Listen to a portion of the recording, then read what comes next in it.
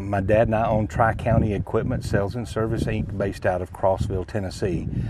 And we are the South's largest and most complete offering of vegetable and vegetable related equipment. We've been an Oxbow dealer for 42 years. Oxbow is the green bean harvester, pea harvester, sweet corn harvesters, all those kinds of things. So we've been doing it a long time. All right, and what would you say is like the demand for something like this, for like this kind of picker? Well, you know, since COVID and labor has gotten really hard to come by, the demand has skyrocketed because everybody, all the farmers are looking for, how can I save labor? How can I cut the labor back? And so this is a big part of it. All right, and in that field over there, Mm-hmm. I saw there were some tractors when they didn't have any drivers. Is that one of your machines? No, it's not one of my machines, no. Those are fully automated or autonomous machines, and they run off of GPS.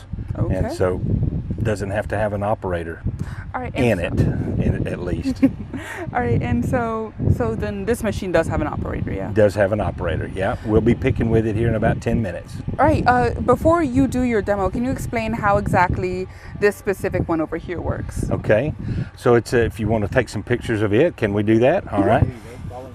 Just follow me over here. So this is the picking reel. We have taken the cover off of it so you can see it, but this reel is turning in this direction, and it's basically strips the plant. We'll look at the plant here in just a minute.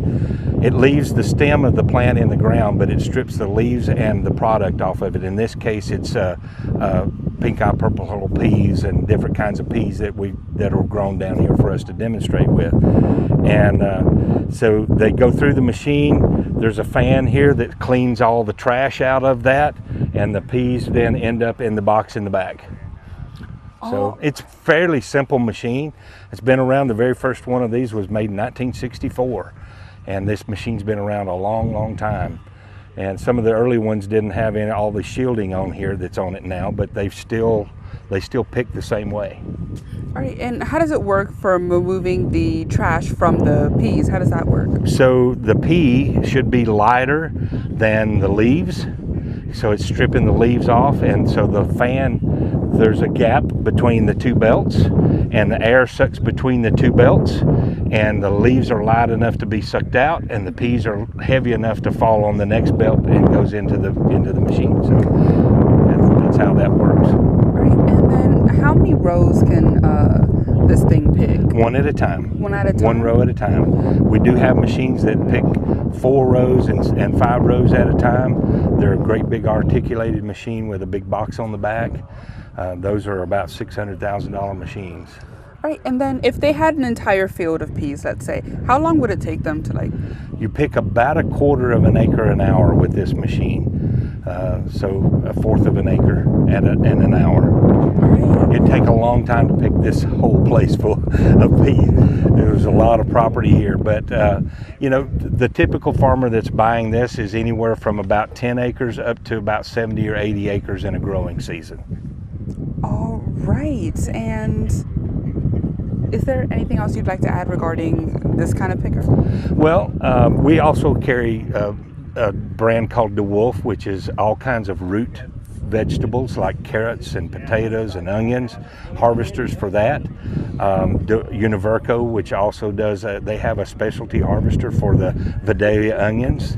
And then I have a machine in a booth that has to pick baby leaf, what they call baby leaf, but basically all the little stuff that makes the really fancy salads that you get at the restaurant, the spinach and the endive and all of those kinds of things, it harvests that as well. So we cover the gamut, and as well as the machine that they're testing here, where they're making the beds.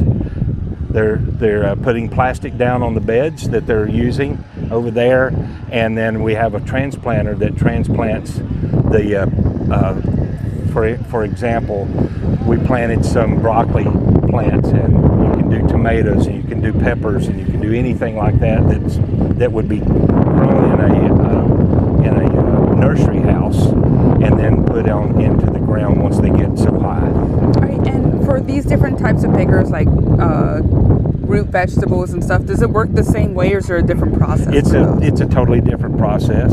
Yeah, if you get a chance to come back by the booth a little bit later, you can take some pictures of those machines, and you can see they're very, very different machines.